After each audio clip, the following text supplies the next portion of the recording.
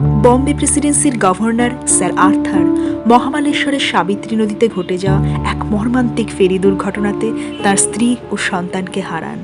মহাবালেশ্বরের ঠিক এই স্থানটিতে স্যার আর্থার পাহাড়ি খাতে প্রবাহমান সাবিত্রী নদীর দিকে চেয়ে অপেক্ষা করতেন এই আশাতে, যদি তার প্রিয়জনেরা কখনো তার কাছে ফিরে আসে।